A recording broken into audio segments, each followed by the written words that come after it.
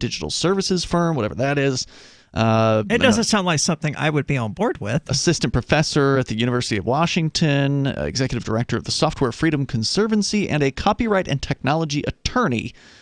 These are the people who sit on the board of directors there. Right. These are the people who asked Stallman likely to resign. Right. He likely did not do it on his own volition. They were probably telling him, look, Richard, you're either going to need to resign or we're going to have to get rid of you. That's usually the reason they said this was because he disagrees with how the word sexual assault is being thrown around as a catch-all term that includes statutory rape. Includes consensual touching. Yeah. Yes. Yeah.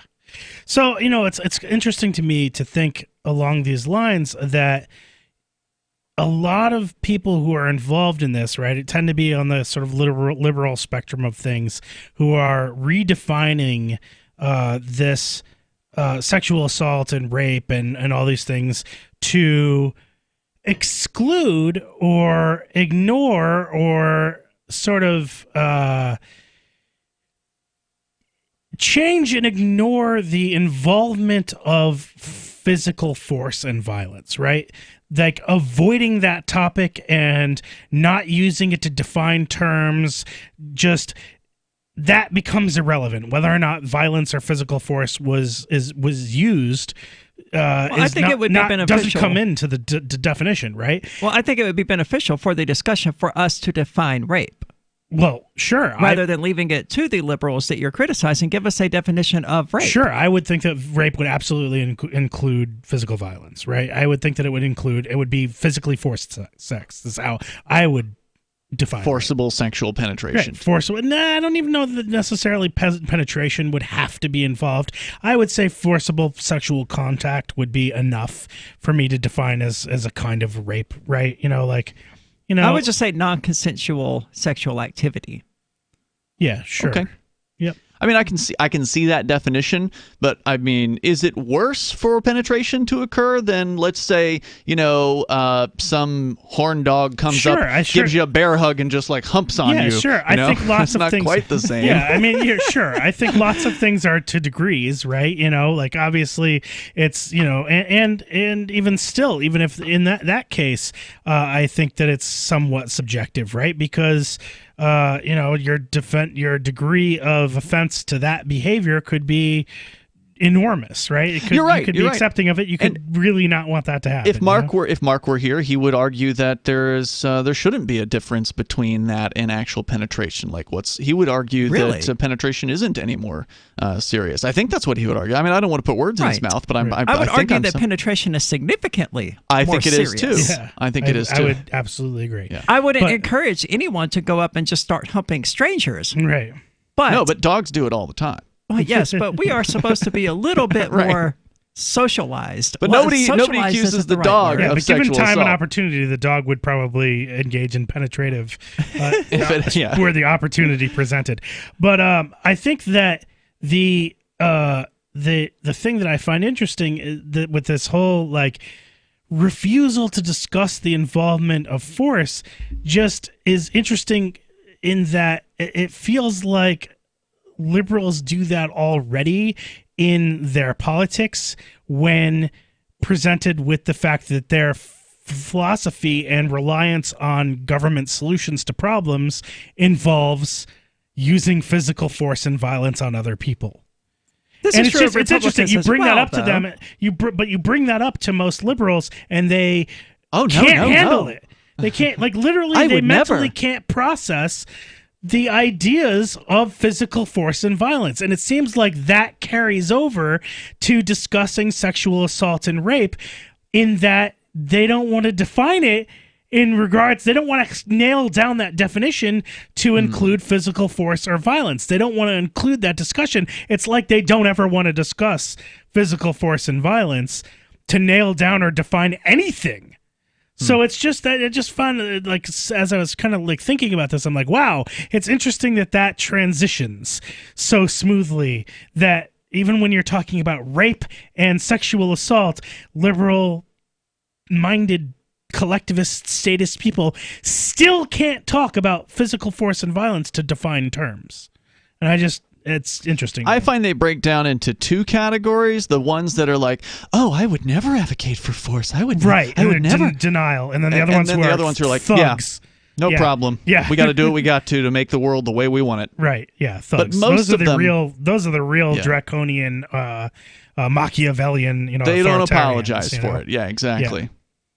But the rest of them, I don't think, want to be associated with the violence. I think there's probably a marked difference in IQ between those groups of people too. I would say that the people who are Machiavellian are probably, unfortunately, the more intelligent ones. Could be. I think you get a stronger argument. And they probably are deeply disturbed people. Absolutely.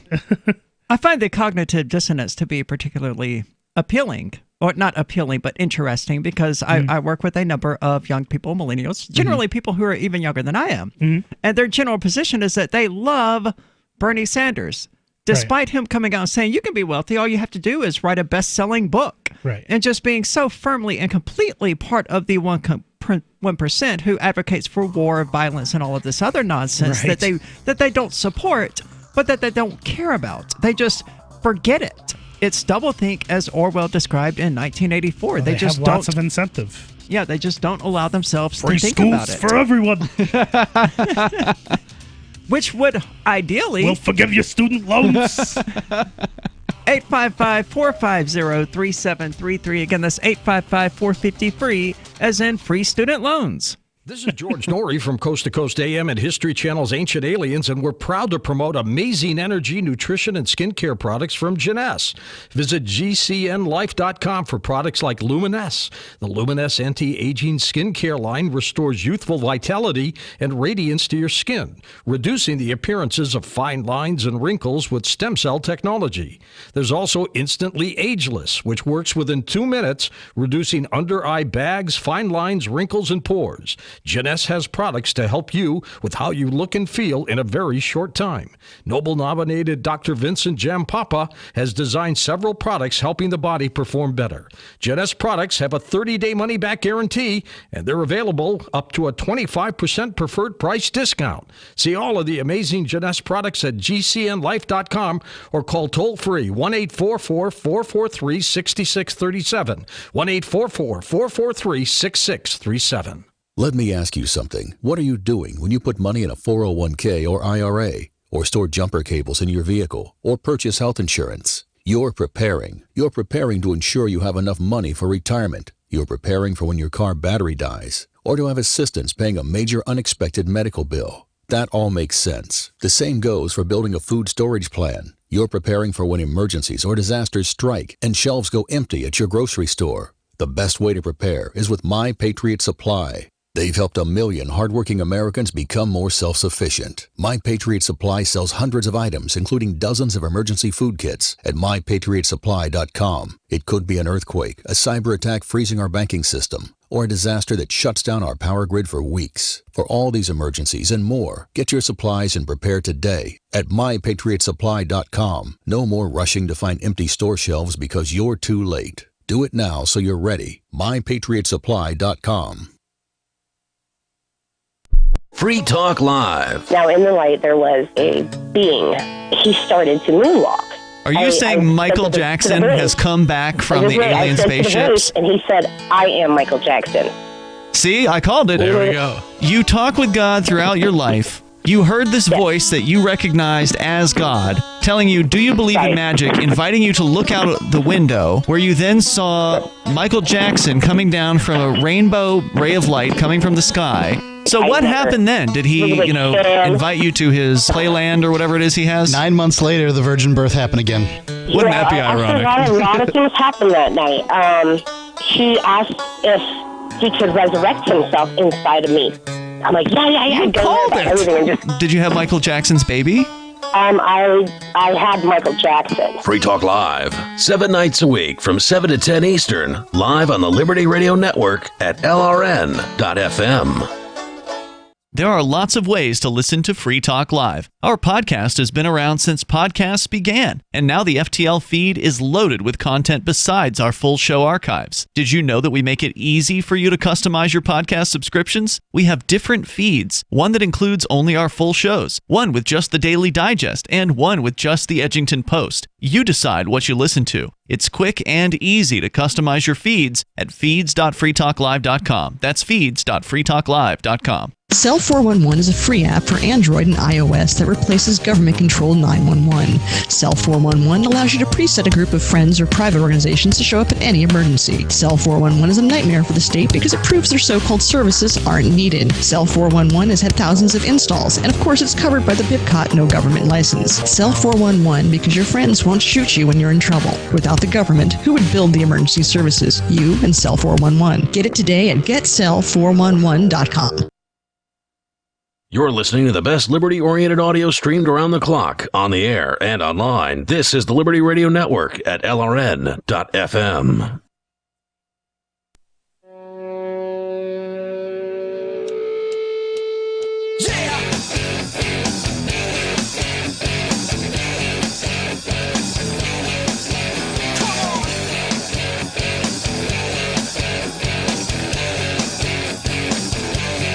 This is Free Talk Live, talk radio that you control. Call in to talk about whatever is on your mind. That number is 855-450-3733. With you tonight, it's Aria. And Johnson. And Ian.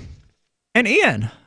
I want you to know about balance of nature. Good nutrition is key to looking and feeling great, but eating right all the time can be a challenge, especially these days where travel and work schedules can get in the way, or maybe you just don't have the desire or time to shop and cook the right foods. Balance of Nature can help with just 3 of the Balance of Nature fruit capsules and 3 of their veggie capsules. You can get 10 servings of fruits and vegetables, and that is a lot of nutrition for a limited time. You can get free shipping plus a set of fruits and veggies. Additionally, go to balanceofnature.com and use discount code FTL to get the deal. That's balanceofnature.com, code FTL, like Free Talk Live. Very cool. I have to try these out. Because I tend to just eat out when I'm hungry. I don't eat a lot of home-cooked meals and stuff like that. So something like this, I mean, it's designed for people like me. That's right. So going back to the story here, Johnson, you've got a piece that we kind of got off we've gone off in different directions based on it. Right, but yeah.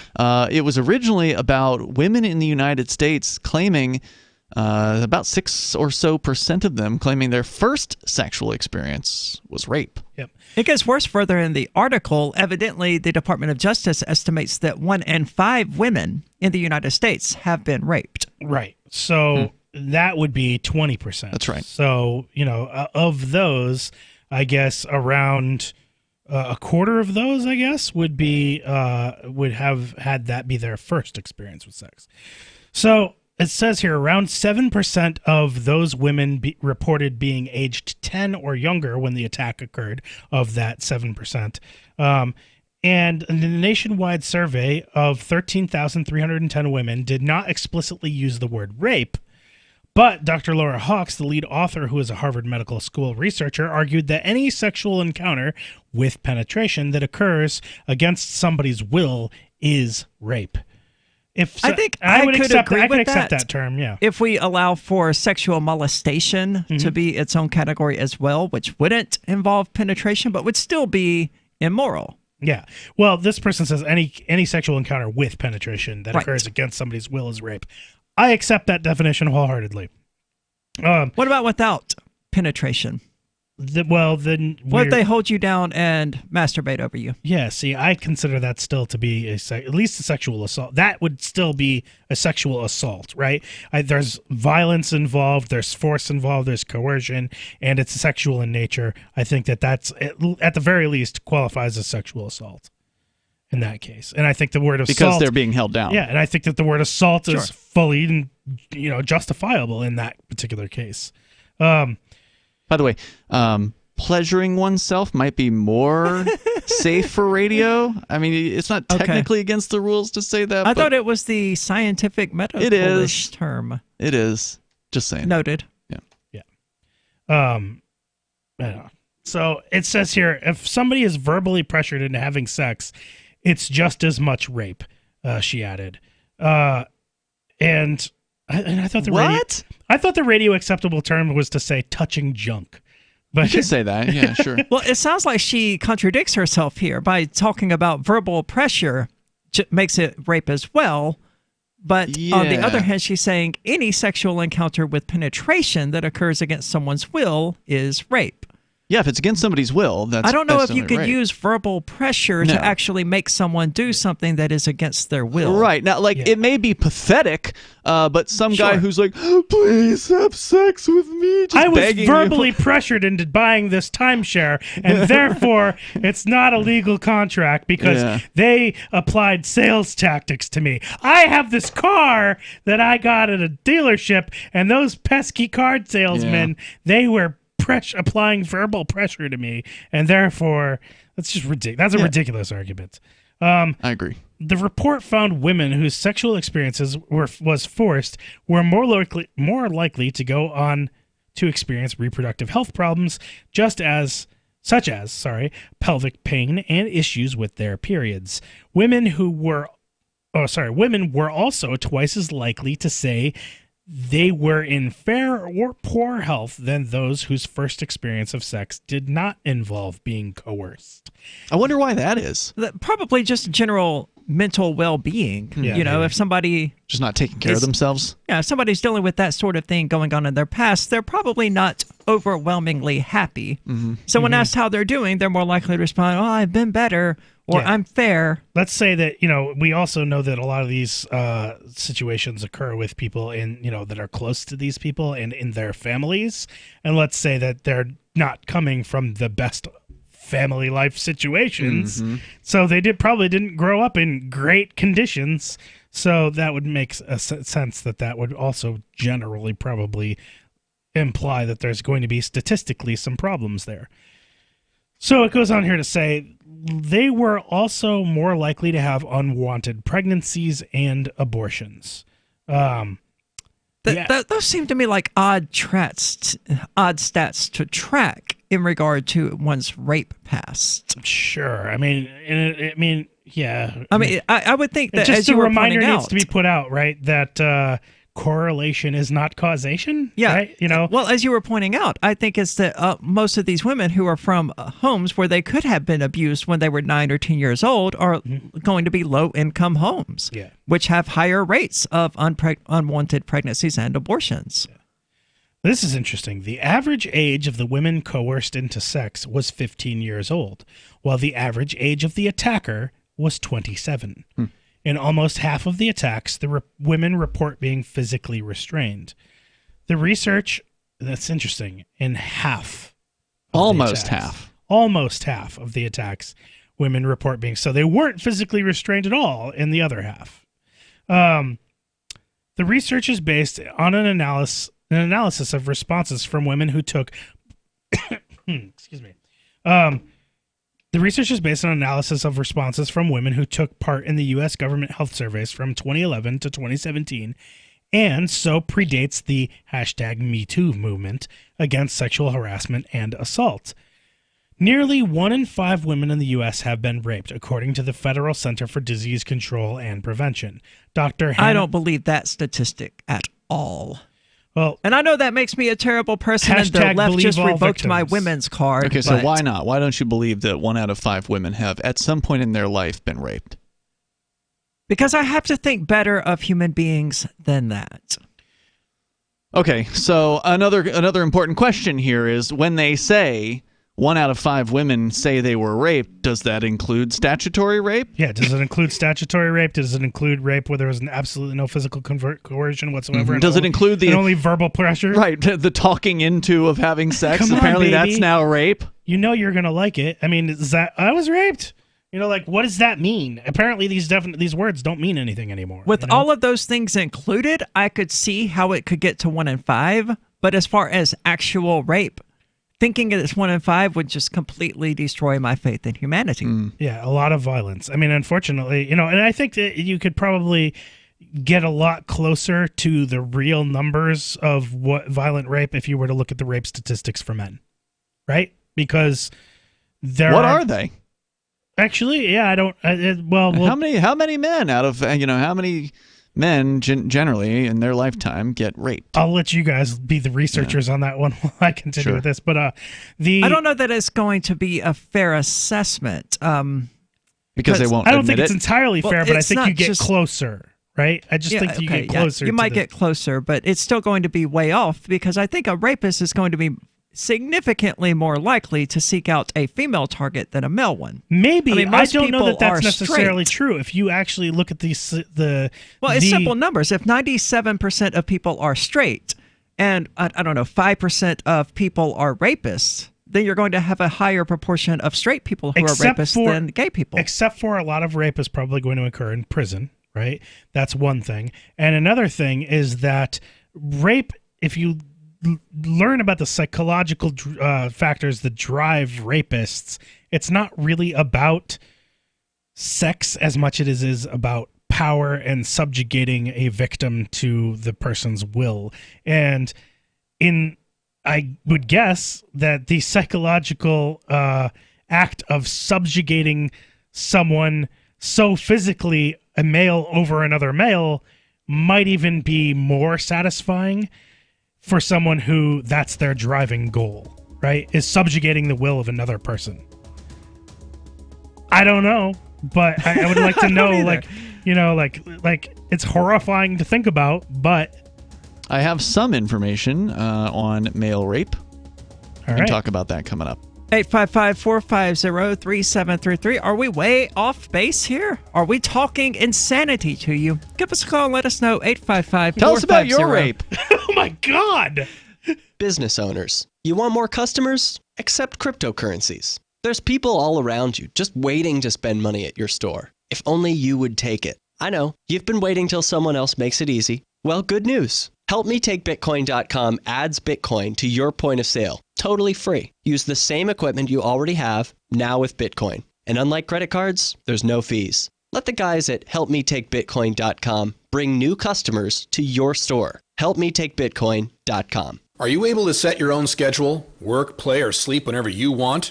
Are you free to date whomever you want, even if you're already in a serious relationship or marriage? You can live a life where you have full financial and sexual freedom without having to hide anything or lie to anyone. I'm Caleb Jones, and my staff and I have taught hundreds of thousands of men how to create location-independent income and how to date women under your terms. Go to freelifeinfo.com to download 7 free books and podcasts so you can live a life like this too. Are you a cryptocurrency advocate? The Crypto Tip is the ideal outreach tool to help new people discover cryptocurrency. It's a printable business card-sized tip that you can give to service providers, preferably in addition to a good cash tip. When the server scans the QR code, it'll bring up an explanation of cryptocurrency, how to install a wallet, and allow them to claim the tip. If they don't claim the crypto, you get your tip refunded to you after a time period you specify. Plus, if they do claim the tip, you get an email alert. Create as many tips as you want at cryptotip.org. That's cryptotip.org.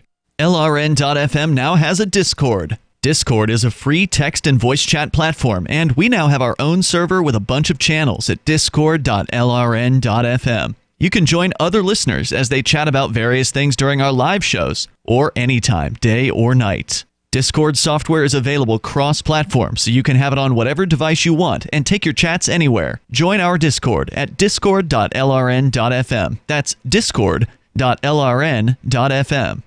You're listening to the live edition of Free Talk Live. Hour number 3 is next after the news here on the Liberty Radio Network at LRN.FM. This is the Liberty Beat, your daily source for Liberty news and activist updates. Produced in partnership with SNLS News and listeners like you. Online at libertybeat.news and snls.news. I'm Mick Murrow with your latest edition of the Liberty Beat.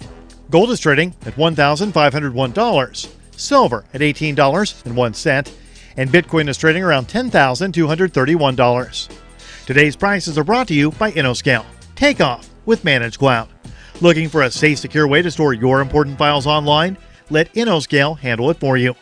Their high-availability cloud servers are the perfect solution for clients needing one or more secure, scalable servers with built-in hardware failover protection.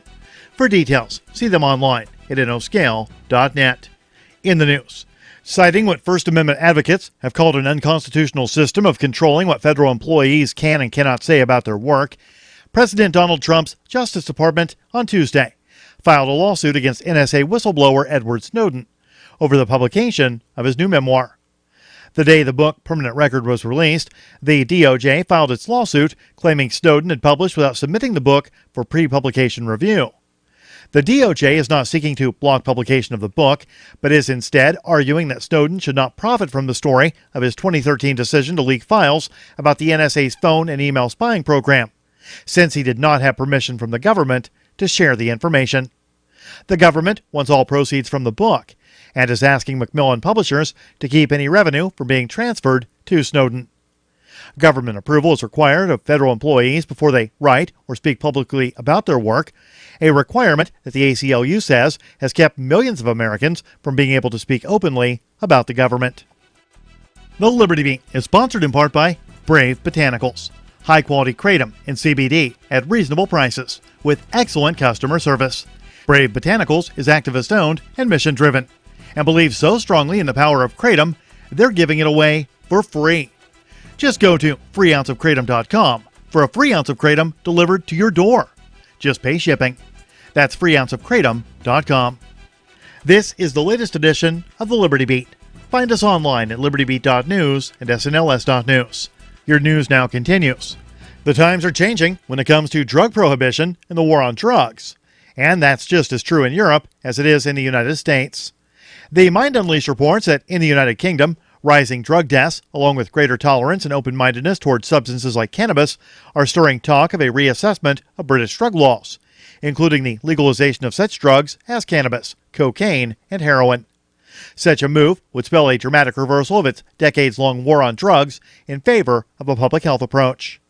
But with Boris Johnson's Conservative government in shambles, Labour Party Shadow Home Secretary Diane Abbott is speaking out about how a possible government headed by Jeremy Corbyn would tackle the issue in the near future. If the Royal Commission recommended so, a Labour government could decriminalize some, if not all, drugs. The country could also see overdose prevention clinics established by the government. Robert F. Kennedy Jr., son of the assassinated younger brother of John F. Kennedy, who served as a U.S. Attorney General and New York Senator, has claimed compelling evidence exists that his father was killed by former Lockheed aircraft employee and alleged former CIA operative Thane Eugene Caesar. The Mind Unleashed reports the accusation, published on Kennedy Jr.'s Instagram account, is just the latest confirmation that the late politician's family remains doubtful about the official explanation that RFK's assassin was 24-year-old Palestinian refugee Sirhan Sirhan, who had launched an assassination attempt against the presidential candidate on the night of July 5, 1968.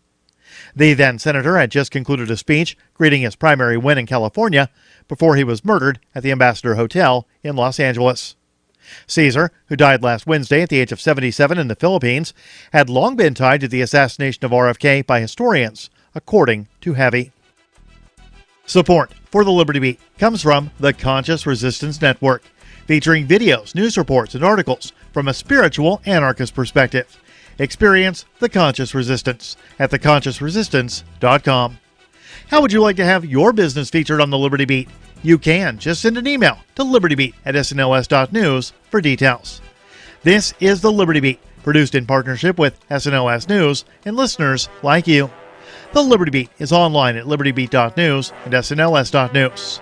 I'm Mick Murrow, reporting for the Liberty Beat, reminding you, spread liberty with a smile. Retail giant CVS is gearing up for floods of customers seeking the perfect meaningless piece of crap for their office gift swap. The company is making no secret that when it comes to wasting the obligatory $20 on a useless electronic dartboard or pretzel maker for someone you couldn't care less about, CVS is your best option. Our incredible selection of worthless shit is just the thing that nobody wants. We guarantee you'll find nothing personal or unique in our store. The company is offering massive discounts on otherwise unsellable items for holiday parties you don't even want to go to, like the $12 decorative lantern, which is expected to be a big hit with customers who grab the first thing they see when they walk in the store. I really wanted to get something that said, I don't care about any of you people and I didn't put any effort into this. CVS also has Hanukkah gifts for coworkers who you think might be Jewish, like candles and those little plastic net bags full of chocolate money. This is the Onion News Network.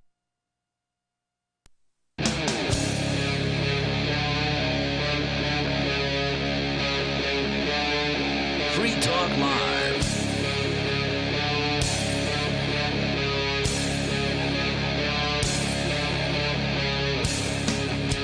This is Free Talk Live, talk radio that you control. You can call in and talk about whatever is on your mind. That number's 855-450-3733. And with you tonight, it's Aria. And Johnson. And Ian. And we just riled up some people. We're hoping that we riled up some people with Ian's last invitation for people to call in and tell us about their rape experiences. Well, I didn't intend to be too flippant about that, although it did come off as that way. Obviously this is a serious topic, but some of us on the show tonight haven't been taking very seriously the supposed statistics about this. There are statistics saying that 5 or 6% of women in the United States claim their first sexual experience was rape. Also that upwards of 1 out of 5, or therefore 20% or so, women in their lifetime say that they have been the victims of rape. And Aria, you said that you would be shocked if that were true, as in that seems too high to you. And so that's why I kind of left the last hour with that statement. But before we go to the calls, I did say I had some statistics on male victim rape, meaning the man is the victim, at least according to Wikipedia, which they cite their sources here. There's of course male on male rape and then also female on male rape, so they look at 2 different categories here. They say that male on male rape has been heavily stigmatized. According to psychologist Sarah Crome, fewer than 1 in 10 male rapes are reported.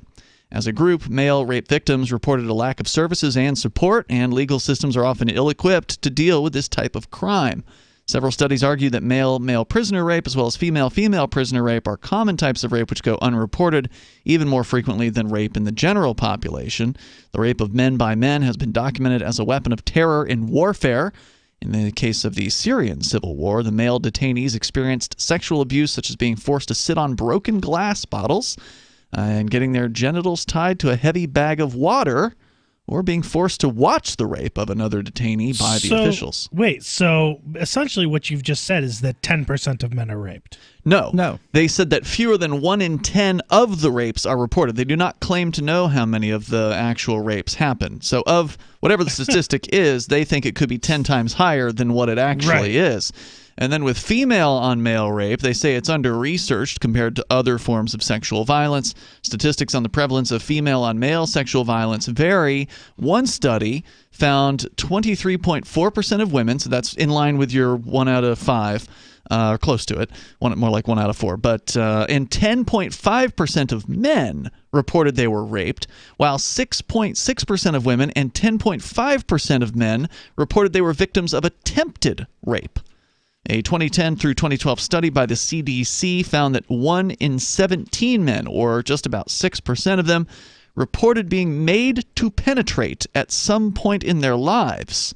Okay, so the statistics that I have here says that 1 in 5 women, in their lifetime will be raped, and that 1 in 71 men will be raped in their lifetime. Now, if you are correct about the statistic for men being 10 times higher because of its being underreported, then that would mean that 1 in 5 women and 1 in 7 men. Well, that would presume that was all male on male rape. No, it just says will be raped at some point in their lives. But the 1 in 10 was only male rapes. Oh, okay, right. Yeah. They're claiming here that one study claimed it was 10.5% of men reported a rape in their lifetime. I don't know how many men who are raped by women are going to report that either. Well, that's another thing. It's like how underreported. But then again, normal rapes, females being raped by men are also supposedly unreported as well. So who knows what the actual numbers are of these things? Just some more statistics, just because they're kind of interesting. 46.4% of lesbians, 74.9% of bisexual women, and 43.3% of heterosexual women reported sexual violence other than rape occurring during their lifetime, while 40.2% of gay men, 47.4% of bisexual men, and 20.8% of heterosexual men reported sexual violence other than rape during their lifetimes. So that would be 1 in 5 heterosexual men who have experienced. So that would be an equal statistic, at least for sexual violence. So that's maybe it's because I'm not crazy, so I tend to not. I know, relative, right?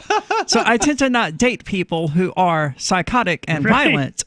But my experience with having sex does not in any way substantiate those numbers. I'm not saying it's not. You're just a case study. Exactly.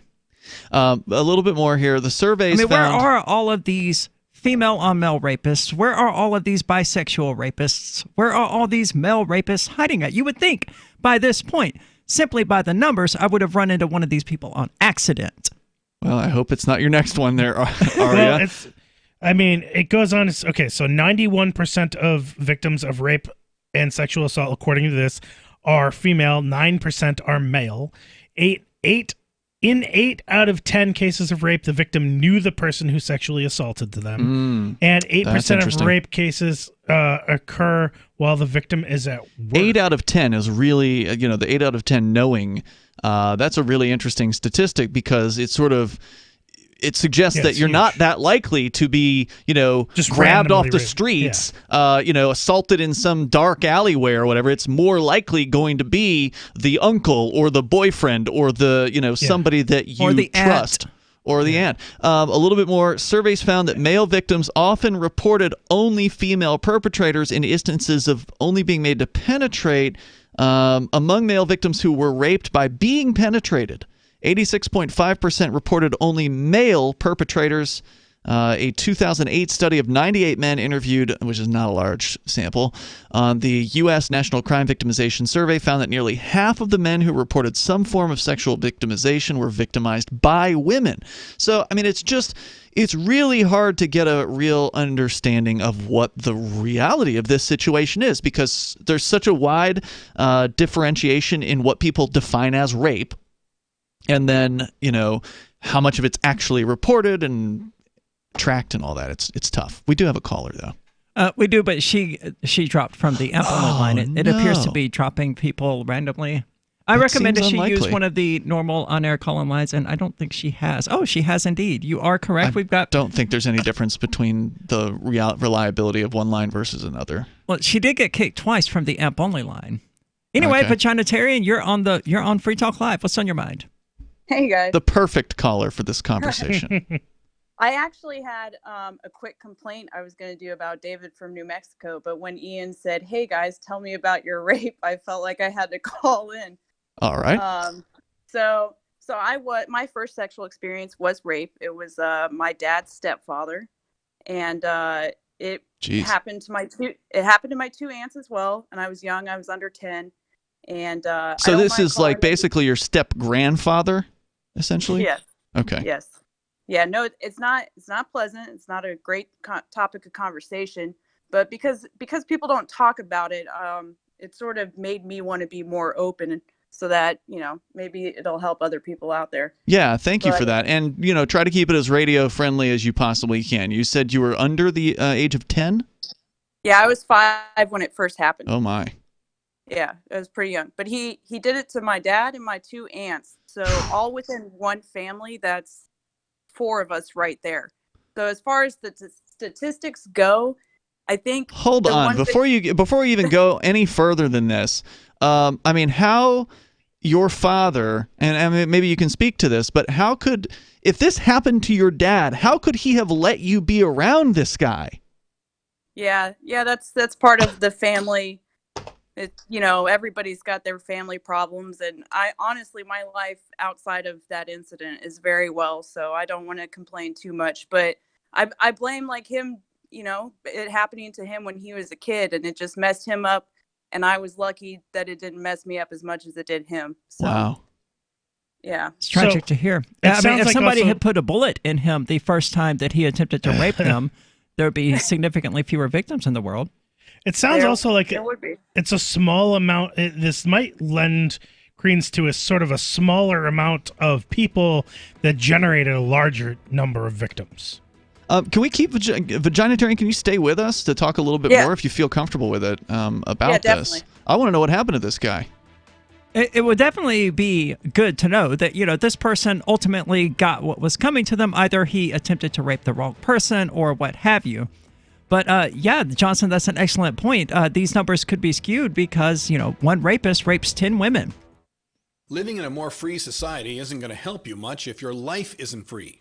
If you're stuck at a job, business, or relationship where you are not free, what good is a free society to you? You can live a more free life. I'm Caleb Jones, and my staff and I have taught hundreds of thousands of men how to create low-work, high-income, location-independent businesses and how to date women under your terms. Go to freelifeinfo.com to download 7 free books and podcasts so you can live a life like this too. Bitcoin.com has launched a trading platform at local.bitcoin.com, allowing you to buy or sell Bitcoin Cash via dozens of payment methods like PayPal, Venmo, bank deposit, remittances, or meeting in person with cash. There are no ID requirements to sign up for and use the site, and all communications between buyers and sellers are encrypted. Finally, a global trading platform that respects your privacy. Visit local.bitcoin.com to get started trading Bitcoin Cash. local.bitcoin.com. Warning, this is a privacy alert. You are being spied on right now, as I speak, by your phone. If you want this to stop, visit GoDarkBags.com and we'll show you how elite military units protect themselves and how you can too. GoDark Bags are lab tested and guaranteed for life. Visit GoDarkBags.com now and enter discount code FTL to save 15%. That's GoDarkBags.com. Discount code FTL. Your privacy depends on it. End transmission. I can definitely say that I have found the best cryptocurrency wallet. Certainly the best named one. I'm Mark Edge, and I love the Edge wallet. I've been using it for the last few months. You can buy, sell, trade, and hold your cryptocurrency securely. I trust my holdings of all the major cryptocurrencies to Edge wallet, and you should too. No long phrases to memorize, just a username and password. Secure your freedom with Edge wallet. Get it now on Apple or Android in the App Store or at edge.app. Is spreading the message of liberty, cryptocurrency, and peace around the globe worth $2 per month to you? As you may already know, in addition to our internet feed, LRN.FM broadcasts on free-to-air satellite across North and Central America, as well as Sub-Saharan Africa. And we've been available on satellite for free 24/7 since 2010. The LRN.FM free-to-air satellite signal is reaching some of the most oppressive regimes in the world, and there's no doubt our ideas are making an impact. You can learn more about the channel's impact by watching the 3-minute video at fund.lrn.fm. If you'd like to help free minds globally with our ideas of liberty, cryptocurrency, and peace, you can donate as little as $2 per month via fund.lrn.fm. You can help us continue and expand our satellite broadcast to multiple continents. Visit fund.lrn.fm today, and thank you for your help. Don't forget to share the link on social media. That's fund.lrn.fm. The LRN.FM social media channels have been revamped. We've eliminated Facebook and focused on other platforms like Twitter and Mastodon, the decentralized alternative to Twitter. On our accounts, you'll find posts from multiple LRN.FM show hosts together in one place. Follow us on Twitter at twitter.lrn.fm, or better yet, move to the decentralized Mastodon social media platform at toot.lrn.fm, toot.lrn.fm. I think you'll like it. Are you tired of your taxes funding endless occupations around the world? Antiwar.com is run by people who understand that wars abroad become wars at home, wars on our freedoms. Antiwar.com is dedicated to bringing you the latest in news, views, interviews, and reviews from the top movers and shakers in the anti-occupation movement.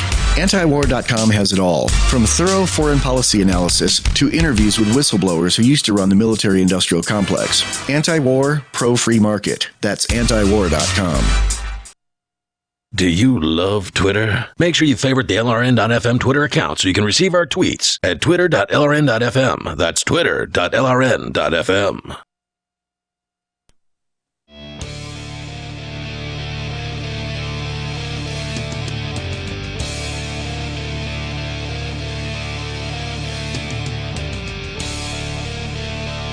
This is Free Talk Live, talk radio that you control. Call in and talk about whatever you would like. That number's 855-450-3733. And with you tonight, it's Aria. And Johnson. And Ian. And we've been talking about rape statistics and how they are skewed by rapes being underreported, and then further skewed by the fact that, well, there doesn't seem to be a lot of agreement among people about what is and isn't rape. I think the agreement that we have here in the studio is, going to be the sensible one, that it's forceful sexual encounters that are non-consensual, right? But I think we've agreed on that, yeah. But that doesn't seem to be how everyone portrays it. I mean, some people, as we talked about earlier, go as far as saying things like statutory rape. They weren't old enough, therefore it's rape. Count as legitimate rapes. But we got Vaginitarian on the line with us now who says that she was, in fact, raped. And by a family member. So the same that statistic that 8 out of 10 rapes being somebody that you know rather than a stranger. In her case, it was her step-grandfather, the father of her stepfather, if I recall correctly. Yeah, the stepfather of my dad. But yeah, stepfather of your actual dad. Okay, got it. Sorry. Yeah. So he wasn't blood. But yeah, he's still a family member. I grew up knowing him as grandfather, and so it's definitely situations like that, I think, that are the most common and also lead to why it isn't reported. And I mean, it's a difficult conversation and it's very uncomfortable for people to talk about. So how many years did this go on? You said it started when you were just 5 years old. Yeah, and it went until I was about 8 or 9. And then I have 2 younger sisters, so that's when I turned him in, was when I was getting older. Oh, good for you. Yeah, I didn't want that happening to my sisters. And so I turned him in and everything kind of went, I guess you could say, well, like the cops did their job. My family did their job. My mom took care of me. But instead of going to jail, my grandfather ran away and then killed himself. Wow. Yeah. He did not hold himself accountable for his actions. And that was sort of like my first lesson as a child on responsibility. And so I took more good out of that than bad. Well, I mean, I don't know if it's necessarily a bad thing that he killed himself. At least in that case, none of us were forced to pay to feed and clothe and house this scumbag, this, abuser. Did your dad ever address this? Because you had said in our last segment that your dad was also his victim when presumably he was a child. Did he ever say, "Whoops, sorry, daughter. Should have told you not to be alone with this guy"? Yeah. Not really. In the previous segment, it really... That's what's going to cause. That's the issue that's going to cause somebody to dump out of a chat, one of our call-in lines. It sounds like there's a connections issue. And according to our Discord, it's given us a green light. So it's not saying that we have the problem, but it may still be our problem. Certainly. So apologies about that, Vaginitarian. We started losing your audio there. You can actually fix that mid-conversation. I don't know if you know how to do that. What do you mean? I'll tell you. Okay, yeah, later. You can switch servers mid. You can switch Discord servers? Mm-hmm. I have no idea how you do that. Yeah, definitely show me off well, the air. LRN Studio still only has like the one Discord server in its Discord app. So-called. But you're Discord saying we app. can switch... No, there are like 4 different ones. There are 4 different locations, like north, east, southwest, central. Is this something that each user can also switch, or only the server administrator? I think only the server administrator. All right, show me later for sure. That's interesting. Well, getting back to the general... Thank you for the call, by the way. I'm sure that's not an easy thing to talk about. Those do not sound like good memories in any way, shape, or form, and I'm sorry to hear about that. I mean, based on what we've been hearing from various news articles about male-on-male rape, it isn't terribly surprising that her father would not have addressed this either prior to its occurrence or afterward. He was probably in some state of denial about it, blocking out those bad memories and just never admitting to himself that he had been raped. There are some great step parents out there. I don't want to besmirch step parents, but you really have to do your homework and, analyze people, find out who they are and what they're really all about before you let them around your kids 24/7 unsupervised in the same way that a parent would be. It's crazy. It's a crazy story. I imagine that a lot of the reported rapes that they're discussing in these various news articles are from stepfathers, step-uncle, or uncles, as you pointed out. I don't know. That's it's distressing. Where do you go from there? I don't know. Most they say there's been significant attention paid to early experiences of childhood sexual violence and abuse over the last 2 decades, which is great. And teenage experience of violence, often termed dating violence or teen dating violence, has received much less attention. And this appears suddenly at the end of this independent article. These are not terms that I'm familiar with. I'm familiar with the idea of date rape and all of that. I'm a little fuzzy on what distinguishes it from a normal, I don't want to say normal rape, but a typical rape? Do either of you know? It happens after a date? I don't know. Well, I mean, wouldn't just about any rape occur after some sort of date encounter? I mean, it would seem like it's more highly likely to happen after a dating encounter. Yeah. Rape would be more likely to occur after a date. No, I don't think so at all. But I mean, I think if it's most likely to occur with a family situation, well, then yeah, with absolutely family, no. not. Yeah. And I think that's how it's most likely to occur. Violence is bad to use against other people when they do not want that violence used against them. You can't just say violence is bad because then Mike Tyson and all these other boxers who agreed to get into the ring and beat the crap out of each other are bad. So it's not necessarily violence. But yes, using aggression against people is bad. And however we define it, rape is going to fall under that category and just shouldn't be done. Mm-hmm. I'm shocked to find that the numbers are as high as people are suggesting. Especially in regard to male-on-male sexual rape. 1 in 10 not being reported? Or only 1 in 10 are reported? Being reported, but we're not sure how many of them are. Again, there's a bunch of question marks surrounding this. Yeah. Which, if that's true, if only 1 in 10 are being reported, then that would mean that, male rape, which is already the statistic says it's 1 in 71, would be 10 times higher, which would make 1 in 7. Yeah. Which is not that far off from the 1 in 5. But then again, how do you define it, right? Like, I fooled around with my neighbor when I was probably like 10, and I define that as consensual activity. Other people insist I was taken advantage of and that I was raped. Well, I other don't see it people that way. are stupid. I mean, you know whether or not you were raped. That's what I think. And if you say you weren't, if it was fun, it wasn't rape. I don't know if I would go that far. Yeah, I think it's generally, I can't speak from experience because thankfully I've not been raped, but that doesn't sound like a fun thing. You have a point. Yeah. Okay, fine. If it was fun, it wasn't rape. That's just one, factor. I still don't know if I want to say that so definitively, though, because I just know somebody's going to be out there. Are you saying X or Y, or something that we didn't actually say? Are you saying you can't have fun while being raped? Yeah. If you want to make that claim, we'd love to hear from you. 855-450-FREE. I'm going to go ahead and say no, rape is not fun. I think I would agree with that statement. I mean, there are people who role play rapes and things like that, but that's consensual. That's different. Yeah.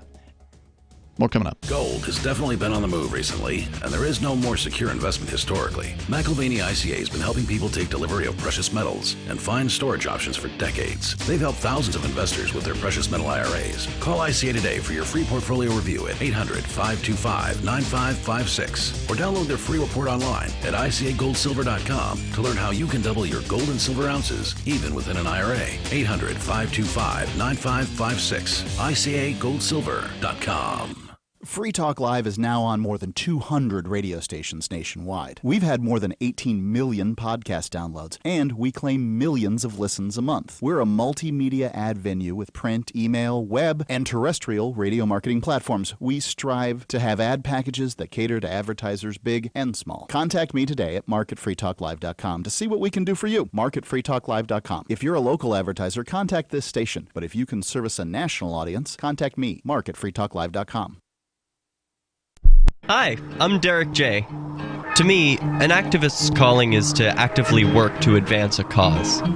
The cause for which I work is personal freedom. I believe my life is best when I engage in voluntary interactions and self-government. I reject the idea that anyone else has a higher claim to my life or my body than I do. I see people who call themselves the government as a threat to my personal freedom.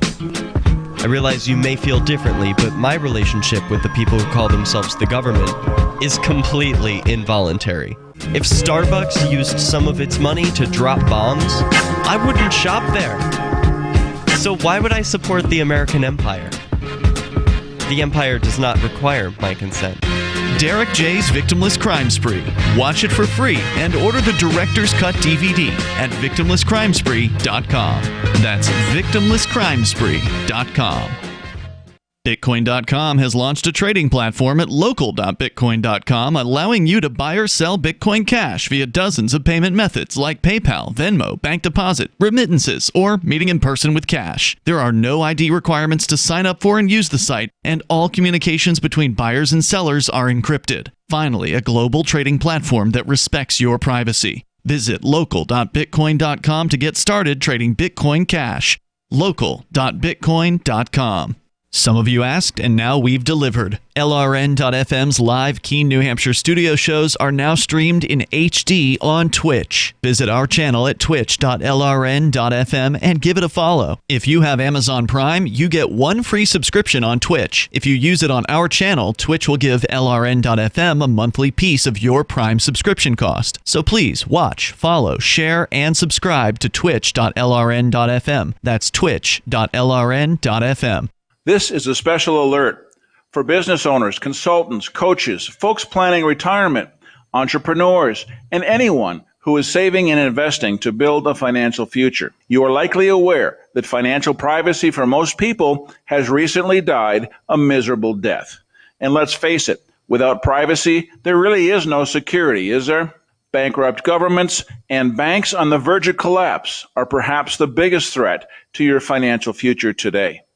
The Lighthouse Law Club recognizes this and has been working diligently to provide safe, secure, and productive tools to ensure your privacy, your financial security, and your future financial well-being, despite the catastrophes which many people fear are looming ahead of us. Find out more with a variety of free videos on the YouTube channel for Lighthouse Law Club. Just search YouTube for Lighthouse Law Club and secure your future today. You can put the Liberty Radio Network on the air in your area. Visit broadcast.lrn.fm to learn how. Broadcast.lrn.fm.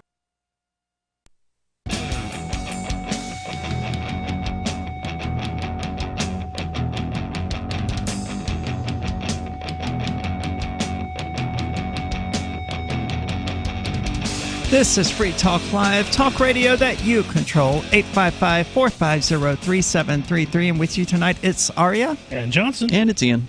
And we're going to move on now to a conversation about debt and how evidently Gen Z, the newest generation, as it were, is already struggling with debt according to studies, I guess. Ian, do you have that in front of you? I do have it. But first, can we say thank you to tonight's amplifier?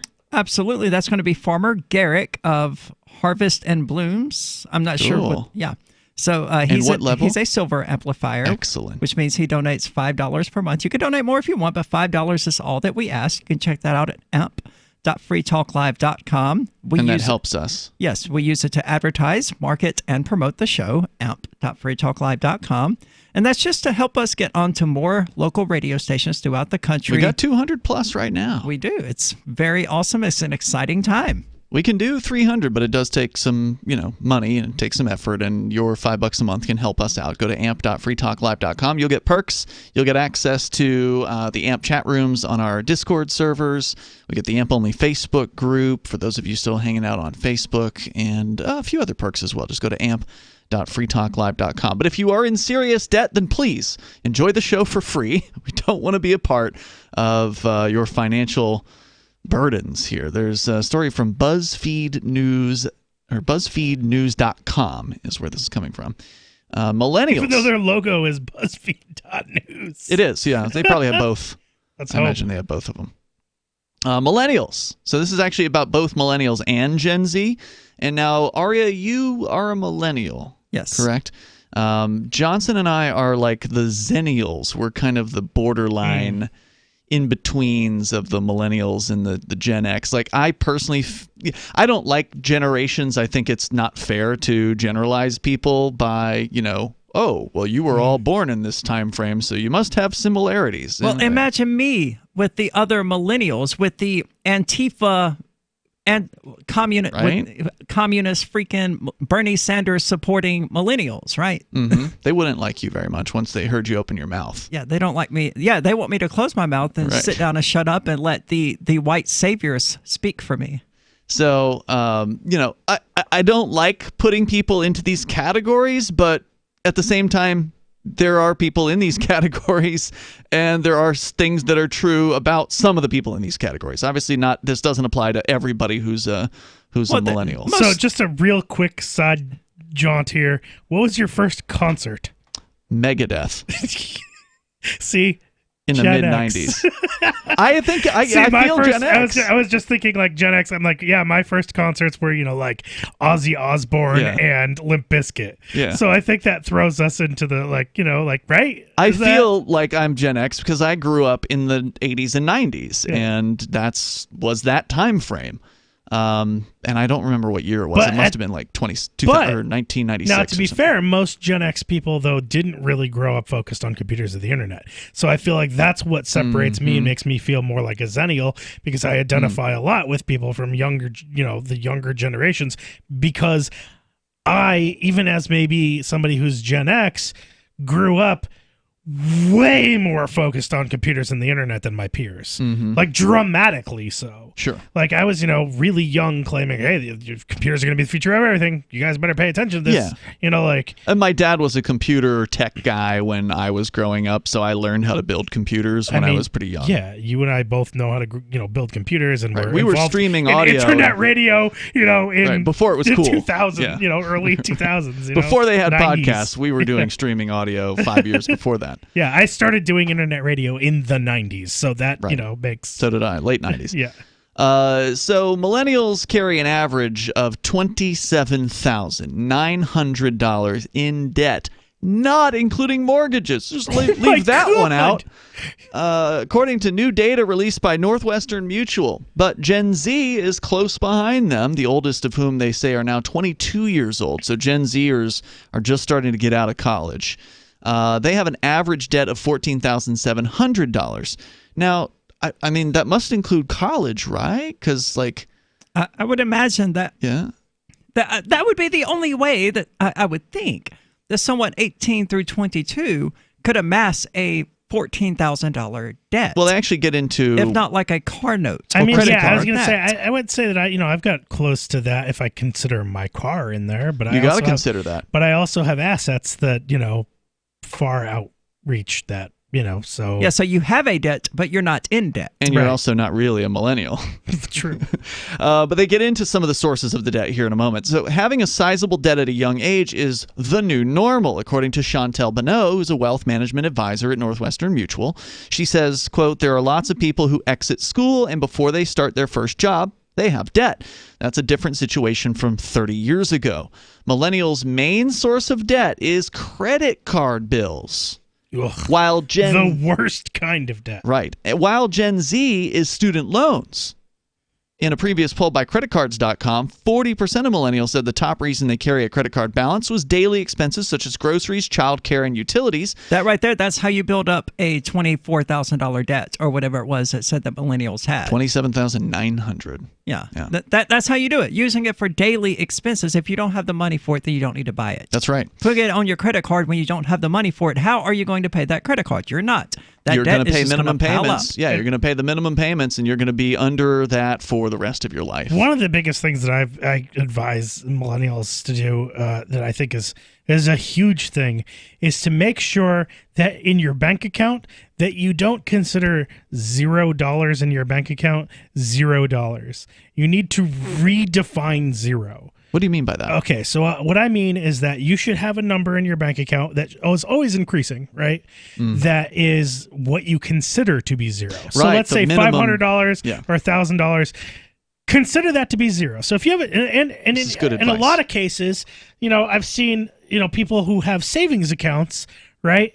And it's like, oh, you have this savings account. Okay, great. You're getting this piddly interest rate, but then you're letting your main account fall to zero and then getting a $35 transaction fee or ATM or whatever the fee is.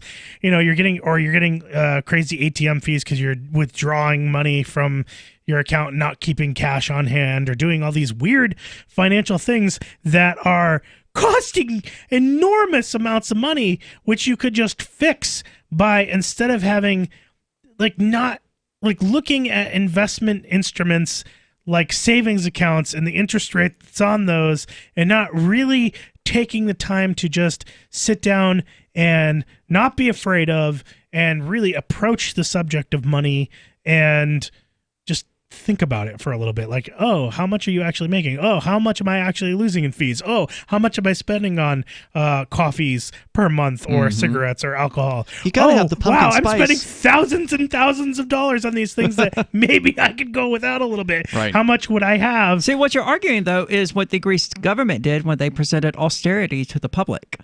They're like, oh, you just have to lower your standard of living. And, there's a lot of truth to that. I agree entirely. The issue here isn't that people aren't making enough money, it's that their expenses are too high. That's right.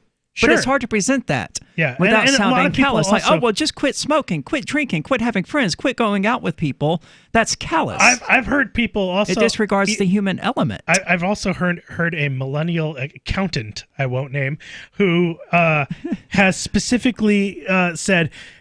attacked the idea that not going out and buying that coffee will make any difference.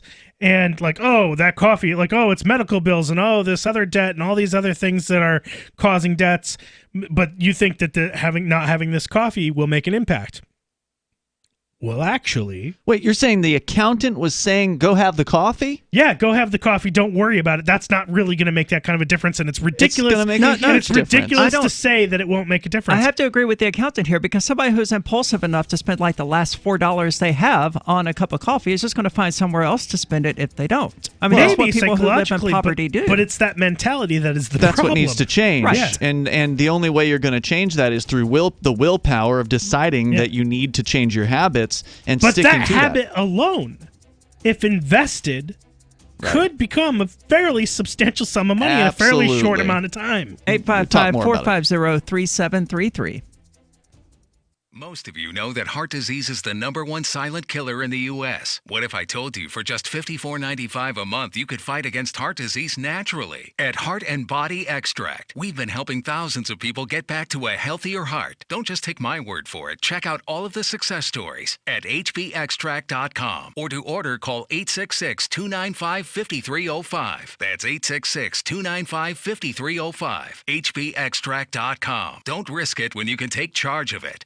I'm getting older and noticing that my body just doesn't work as well as it used to. So I like to keep fit as possible by hitting the gym a few times a week. Recently, I started having a nagging bicep pain, and it got so bad I couldn't even lift the weights. When I was complaining about it to a friend, he told me about AngioPrim. He said chelation helps remove toxins, heavy metals, and cholesterol in veins and arteries that may cause blockages. After just 1 week of taking AngioPrim, the pain was gone, and now I'm back in the gym full strength. Scientific research proves the active ingredient in AngioPrim has superior oral chelation action that helps promote cardiovascular health. So to learn more, go to angioprim.com. That's ANGIOPRIM.com, or talk to a trained consultant. Call AngioPrim toll-free at 877-882-7221. You'll feel better with more energy. Call 877-882-7221 or go to the website angioprim.com. Looking for that edge during those intimate moments? We see many ads for enhancement, but the side effects include death.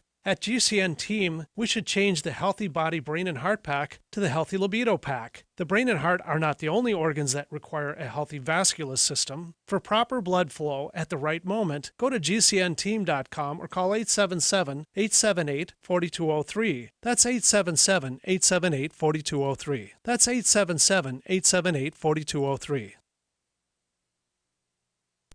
On Free Talk Live, we're bringing people to the ideas of liberty every day. From wrestling superstars like Glenn Jacobs. You guys really are having an impact, I believe. Like I said, a lot of where I am now is due to listening to Free Talk Live. You changed my mind on some very important issues years ago. To random people tuning in on the radio. I was kind of stuck in the left-right paradigm. I heard your show by chance on a Saturday night. From there, I went on, joined the Free State Project, and become an amplifier. So, I mean, that's really the reason why I amp is because I know that if it wasn't for you guys being on as many stations as you are, I never would have found the ideas of liberty. Your amp will directly change more lives by getting Free Talk Live in front of people looking for talk radio online and on the air. When you AMP Free Talk Live, you get perks like access to the AMP-only Facebook group and AMP podcast. Visit amp.freetalklive.com. So you've heard all 3 hours of the latest episode of Free Talk Live, and you're still hungry for liberty-oriented audio content? Did you know that we have another 24/7 audio stream at LRN.FM? The Liberty Radio Network airs the latest episodes of some of the best liberty-oriented podcasts on the internet around the clock. In addition to recorded content, you'll also hear live shows like Free Talk Live, originating from our Keene, New Hampshire studio. So listen anytime at LRN.FM. That's LRN.FM. Is oral health important to you? If you don't like your own teeth, fresh breath, or kissing people, then by all means stop listening. Several years ago, I met Jessica Armand, founder and CEO of My Magic Mud, and I became passionate about the product that she created and never want to live without it. It's clinically proven to whiten teeth, but I find it does much more. They want you to love My Magic Mud as much as I do, so they're giving you a money-back guarantee plus 20% off. Go to mymagicmud.com and use coupon code FTL20 at checkout. mymagicmud.com, FTL20. Help get LRN.FM into more ears. Visit promote.lrn.fm for a free bumper sticker, flyers, banners, graphics, and more. Promote.lrn.fm.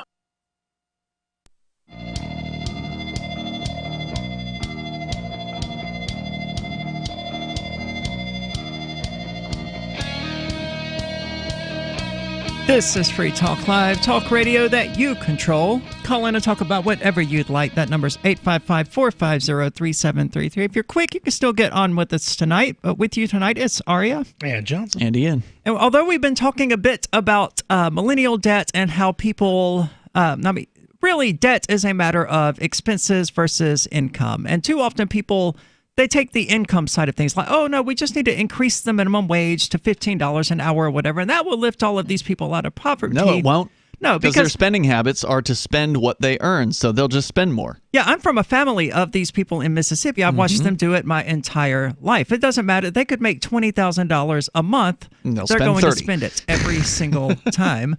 But let's go into the phones. We got the Liberty Advisor. Johnson had something, I think, to add. Just real quick, I wanted to drop in because we had said the thing about the coffee. And, so let's say you're a 20-year-old, you're a millennial, you're having a cup of coffee a day, and you think, oh, coffee can't make any difference. So let's break it down, according to this thing I found on Noteworthy. The average cup of cost of a cup of coffee in North America is estimated at roughly $3, right? And it's actually probably more than that now, and more at a lot of places. Mm-hmm. This is coffee bought at somewhere like Starbucks or Dunkin' Donuts. Yeah, it's not coffee that you make in your home, which is going to be substantially cheaper. Oh yeah, of course. Well, that's the thing, right? You could save a lot of money by not having this silly going out for coffee every day habit. And you're not even talking about the time as well, right? You're just talking about the money that you would spend going to Starbucks, but how much time does it take to actually get to Starbucks, wait in line, get served, the gas, then to get back to wherever it is you're going to go to. Right. So we're just doing just $3, assuming that you purchase a single cup of coffee a day over a period of 50 years, disregarding inflation, you would have spent approximately $54,750. Doesn't sound too bad, does it? No, that sounds pretty bad. That's a down payment on your house. Over 50 years, though, it's really, it's not necessarily that bad. But now let's compare that with the opportunity cost of investing $3 or $21 weekly, which is a pretty moderate amount to be investing. Well, this is also going to have to assume that the stocks or whatever you're investing in are going to actually hang around. Sure. So and are going to be successful. But there are plenty of index funds and things like that where you can generally get the average market return, and that's what this is. And the average market return is not great. But, okay, so $21 weekly over a period of 50 years at the average market return. Crunch the numbers this time, and the difference is a whopping $1.5 million for your coffee habit. That presumes you didn't put any of it into cryptocurrency. Yeah. Then you may be talking about $1 billion or something like that. So let's get to the Liberty Advisor. The Liberty Advisor, you're on Free Talk Live. Hey guys, this is Tim Pichot, the Liberty Advisor. I wanted to call in to talk. Hey Ian, I wanted to call in to talk about the Federal Reserve, but I am a certified financial planner that is also a millennial, so maybe I could talk a couple things about this too. Yeah, please. So just by coincidence, I'm getting ready. I'm doing all my compliance for my website, so that way I can start advertising with you guys. And part of that was I have a website called millennialinvestorblog.com that I need to take down, and I actually just sent my website guy a message to take it down. So if you want to go to it right now, it's probably going to be taken down tomorrow because there's some compliance. It's tied to my old company. Anyways. Sorry, podcast listeners.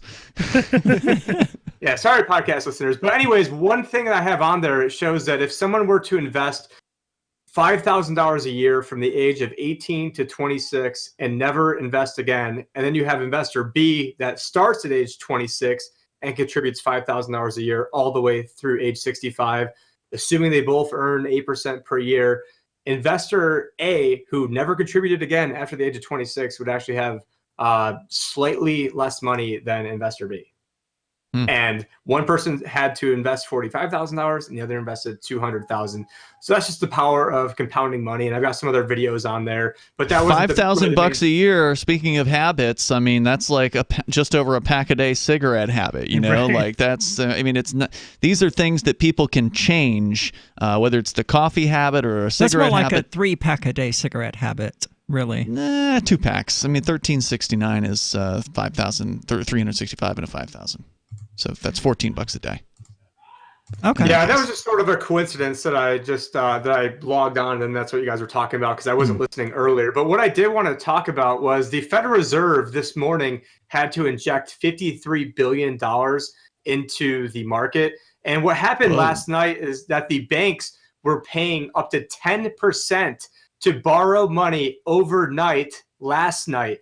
And the very first time Ian ever interviewed me at Anarchapulco in 2018, within 2 minutes of the interview, I said the big thing to watch out for, and just to preface this, is that I think the market should be setting interest rates. There shouldn't even be a Federal Reserve. I think we're all on the same page with that. But eventually, I said the trigger was going to be when the Federal Reserve lost control, where it doesn't matter that they have a 2% Fed funds rate if the market is dictating 8% or 10%. So what happened this morning is that there was companies that were paying, banks that were paying 10% last night to borrow money overnight. Now, what does that mean? What caused this to happen? What was the catalyst that caused these businesses to just suddenly need money so desperately that they were willing to pay that sort of interest rate? It's still sort of up in the air because it only happened this morning, but the speculation is that there was some of these big banks and institutions that were on the wrong side of the oil trade. So when the oil went up, shot up 20% over the weekend, if you were short oil and all of a sudden, you were highly leveraged up to the hilt, and now all of a sudden you had to come up with a whole bunch of money to meet your reserve requirements, you're willing to pay whatever it takes to meet those requirements because otherwise you can go out of business. So backing things up, the banks are required to keep a certain amount of money on hand overnight. Some banks have more and they lend it back. Other banks have less and then they need to borrow some money. Generally speaking, you don't want to go to the Federal Reserve, at least before 2008, because it was seen as a big no-no. Now in a post-2008 world, sort of all of that has gone to you-know-what.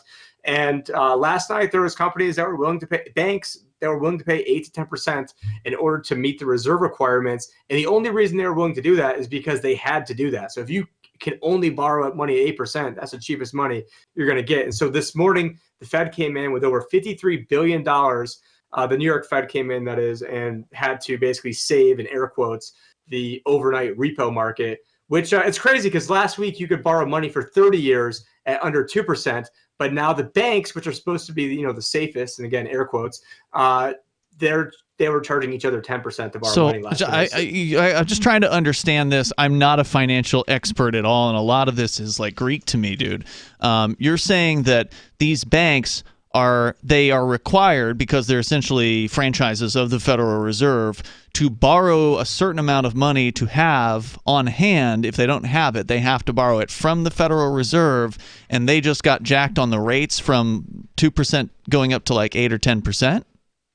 Well, they don't. Well, the thing is, borrowing from the Federal Reserve is like the last thing a lot of these banks want to do because it puts a big stigma on them. So what they do is they borrow money from each other. Oh, which okay. Which generally is the same rate as the Fed funds rate, or about that. But last night there was a big liquidity event, which was probably. Now, isn't that like the definition of a circle jerk? Sounds like it. Yeah. But now, does this mean that it's craziness? But are you saying though that this is going to mean higher interest rates for the consumer if they go in and get a loan this week or next week or something like that? How does this shake out for the average person? Well, what this means on a longer time horizon, I mean, in the short term, yes, but with the Fed stepping in and basically manipulating the market, what this means is that the quantitative easing is about to start back up. About 2 weeks ago, the Fed's funds, the Federal Reserve balance sheet actually increased. And so last year, I was screaming. I mean, really, the last 2 years. As of last October, the Fed was thinking that they were going to be selling $50 billion a month off their balance sheet, and they were telling us everything was going to be great. And now, not only are they not selling $50 billion a month, they're borrowing. They injected $53 billion in one day, not over a month, in one day. And that's printing money. You're saying when you say they injected $53 billion, you mean they increased the money supply by $53 billion in one day? Yeah, I mean, more or less, yeah. I mean, that's just kind of like the cliff notes of it. But yeah, well, that's what we got to have, man. Yeah. I'm not a financial advisor, and I'm sure many of our audience isn't either. So the more that we can break this down to be as understandable as possible, I feel like I might have some grasp on what you just told us at this point. But I'm still, I don't really know. All the more reason to use cryptocurrency. The Fed's going to print more money. The Fed's going to print more money, and this is only the beginning. Is the cliff note. So you're saying look out. If you're in dollars, maybe put some something into some precious metals, maybe put something into cryptocurrencies. You just muted him, so he can't answer that question. But presumably that's what he's saying. Thank you for the call, Tim Pichot. He's the Liberty Advisor, and we'll look forward to hearing from you again. Very cool. I hope you enjoyed the show. Be sure to check out the website, which you can find at freetalklive.com. It's got archives going back 10 years, as he was saying earlier, before podcasting was even a thing. So go check that out. Again, that's freetalklive.com. And we'll be back same time tomorrow, same night, same time, all 7 nights a week. Do you have a crypto wealth advisor or coach? If so, has your cryptocurrency advisor been investing in technology stocks for over 20 years? Have they left the corporate world and retired? Or are they still trying to make a weekly paycheck? Have they produced 6-figure results for their customers in the past 30 days? And very importantly, are they a member of the Digital Currency Council? Seth Maniscalco is the founder of Crypto Wealth Coach and CryptoWealthCoach.com. Seth invested in his first Roth IRA at 19 years old while living abroad and has been investing in Wall